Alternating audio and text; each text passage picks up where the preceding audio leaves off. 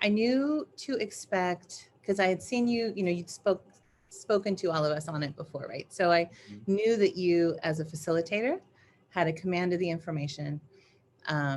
What I didn't know was going to be so impactful was the way you put together the visuals and the stories and the information so that I had places to hold and remember. Like if you had just given me a lot of dates and names, right? Uh, that would not have held in that way, but you were the course very artfully crafted visuals and schema and related to things that were true already in my life, or like reference points, cultural reference points. You had humor in there to give me an opportunity to, again, like that just helps it imprint differently in my brain. So I think I was pleasantly impressed and also sort of exceeded my expectations for how the course was going to be put together in that sense. I knew you as a facilitator and holder of the knowledge, but the way the knowledge was presented really took into account like how I actually learn Sure. best. And I really appreciated that. And it was heavy material, and that's not always easy to hold in a way that's not crushing, Hmm. and you figured out how to hold that with us in a way that wasn't crushing but still maintain the seriousness of the conversation, and that there's an art to that forward. I also really, the way you pulled it together at the end, that was another thing I would say as a pleasant surprise, again coming back to the, you really aligned with the way that I learn, giving us, I don't want to give away your end because it's so powerful, but It's giving okay. us We can talk about it here. The, those, the okay, infinity giving stones us of global those supremacy. infinity Yeah. stones as a reference.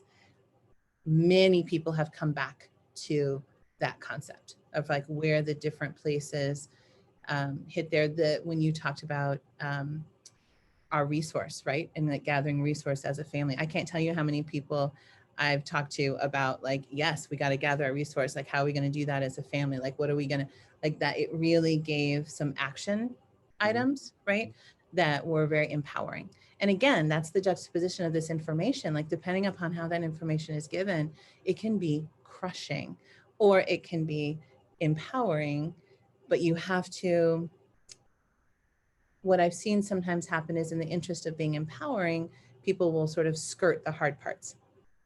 And what I really appreciated about this work is you took us through, right, the hard parts unapologetically, which I think was really important, Mhm. and still yet got us to a place where there were some action items and things that we could really, that took us forward. I think in general, our staff has a even stronger sense of our mission and why our mission is important, and why, although I know that some of our staff question like, okay, am I the right person to be on this mission, especially if they're not a person of color. um, I know that that's the case, and we were able to have some conversations afterward. Like they ended up, one of our team members ended up doing leading a um, racial affinity groups, and so, and it was after this series of sessions, and so it kind of broke open the like, we need to talk about this.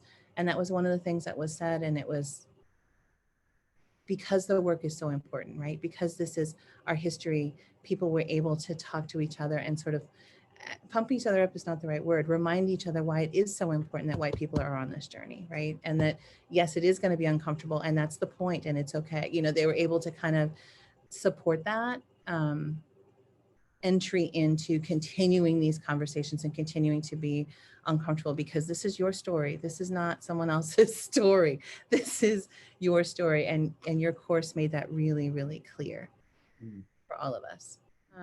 I'm very aware in our staff in any moment, we have people at all levels of their own racial consciousness, understanding sort of the system that we've inherited, all levels, like from like just like what uh, Right. to having been, done this work for 20 plus years.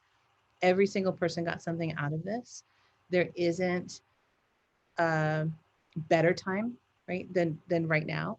And the way that the course is structured, it gives entry points for every single person, no matter where they are in their own construction of these concepts and these ideas.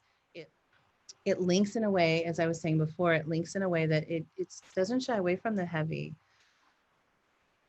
but it doesn't, it's very clear, the course is also very clear that our goal here is not shame and blame, that doesn't, that's a response to pain, but that's not a destination, that's not an endpoint, that's not the point here, that's not where we're gonna rest, and that's not moving towards solutions. And the course is very clear that like, we are here to move towards some solutions. Like this is what we're doing. And we have to go through here to know where we've been so we can move towards solutions with purpose. But it is very clear that it's about moving toward those solutions. It's also really well done in a way that holds the heaviness and the realness of people's emotional responses. So there's a real care taken to support both the intellect and the desire to know and learn, and the necessity of the processing and emotional processing that has to happen to actually make meaning of this information. One of my mentors, Zaretta Hammond, she says, information is not transformation, right? It has to go through experience. You have to make meaning of it for yourself.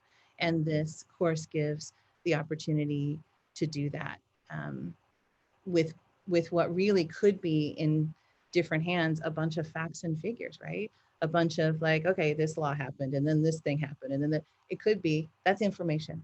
Yeah. But the way that it's offered in this course gives the opportunity for that transformation. What I really truly believe is that culture is a group of people's best efforts to sustain health in sort of the most broad sense of that. Their mental health, physical health, emotional health, spiritual health, right? We create practices around our best attempts to, stay healthy and sustain, right? And survive. Yeah. And sometimes those are dysfunctional, but they basically all come back to that root, right? And that is true of white supremacy, right? Mm-hmm. All of these practices are around sustaining white supremacy. And if we don't know that, we will simply become, in workplace or otherwise, a vehicle to just continue to maintain that culture. Mm. And that culture defines workplaces because it is so closely aligned with what it is to be professional, right? Like what it looks like, how do you climb the ladder? How do you reach success? How do you define success? All of those pieces that we think of in our workplaces, we have the opportunity as the people who are now setting new culture to do differently, but we won't if we don't recognize where some of those things came from, if we don't recognize and really spend the time to think about, is this actually the culture that sustains health? And for who, right? Like who are we sustaining when we continue these practices? And so I think no matter where people are in any context, from a family system to workplace system, the opportunity to examine these ideas gives us an opportunity to sustain health for all of us in a different way in this country. I'll say, you know your enemy, you know yourself. You need not fear the result of 100 battles. If you know yourself, but not the enemy, for every victory gained, you will also suffer defeat. And a lot of us get stuck right there. I know who I am. I'm good. I'm anti-racist. I go, all right, but what about the people that are racist? How do they operate? You know how you operate, but how do they operate? And because they've been winning in this battle. And if you know neither yourself nor your enemy, you will succumb in every battle. So, that's the whole premise of why I do what I do, and why I try to lay it out that in that way. Because without that knowledge, it's really, we can do good, and in our well-doing, we could be creating more problems because we're perpetuating, that's kind of like what you said, we could be perpetuating everything that we think that we're going against because we don't know any better. And that's not our fault, but somebody has to know better and do better. So. Yeah.